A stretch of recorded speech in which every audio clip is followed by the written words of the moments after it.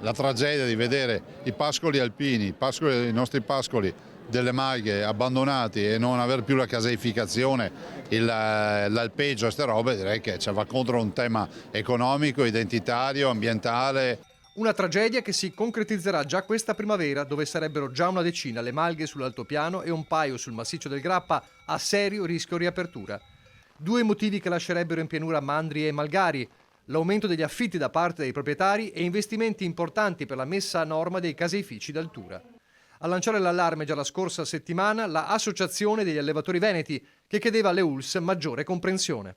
La problematica sanitaria noi sta a cuore per dare quella sicurezza prima di tutto ai malgari, che devono esibire i loro prodotti in sicurezza al consumatore.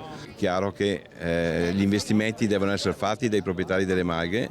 Abbiamo ovviamente dei proprietari pubblici che sono sindaci piuttosto che province, piuttosto che comunità montane, regole eccetera, quindi c'è un aspetto importante su questa considerazione che va fatta e ci sarà il tavolo, no, regionale che ragionerà proprio su questi aspetti. Insomma, sia per affitti che per messe a norma, tutti chiamano in causa i proprietari delle strutture, con la Regione convinta di trovare a breve la soluzione. Se ci sono problemi con le ULSS ci parliamo noi, perché comunque noi abbiamo dei ottimi professionisti, non c'è nessuna volontà di fare l'ufficio complicazioni affari semplici, resteranno chiuse per altri problemi. Vediamo di fare in modo che chi li crea li risolva, anche perché noi non ci possiamo permettere malghe deserte, questo è poco ma sicuro.